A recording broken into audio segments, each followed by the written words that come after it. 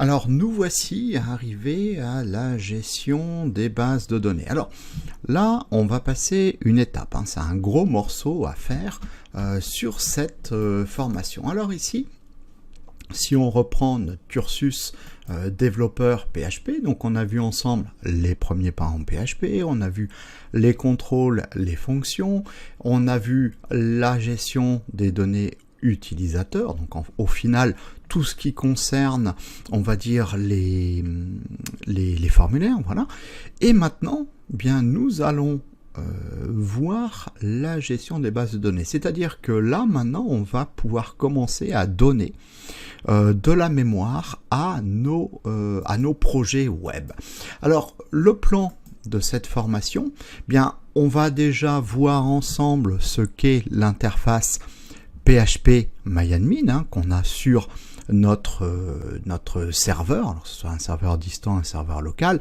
À partir du moment où on a un serveur Apache, on a une interface PHP MyAdmin. Donc on va décortiquer ça ensemble. Ensuite, grosse étape, on va apprendre ensemble à créer une base de données. Donc on va parler des tables, on va parler des clés primaires, les clés étrangères, on va parler des différents champs que l'on donne, des différents types de champs que l'on donne à des tables, donc des types varchar pour des chaînes de caractères, des types int pour des entiers, des types float pour des nombre à virgule, des types dates pour gérer les dates. Enfin bon, on saura exactement comment il faudra bien créer nos tables.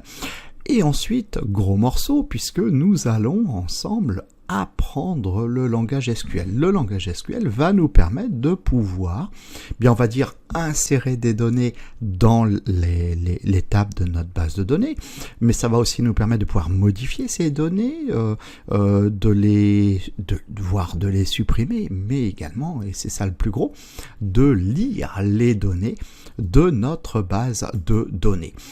Et bien on va ensuite, une fois qu'on aura bien acquis toutes ces bases au niveau du SQL et de la gestion d'une base de données, bien nous allons apprendre à utiliser la classe PDO de PHP. Donc ça c'est quoi en fait? C'est ce qui va nous permettre, en fait cette classe va nous permettre de pouvoir faire le lien entre notre site web, on va dire, et notre base de données. Donc on imagine qu'on a notre formulaire, on va remplir un formulaire, et si on veut stocker ces informations dans la base de données, bien nous passerons par la classe PDO.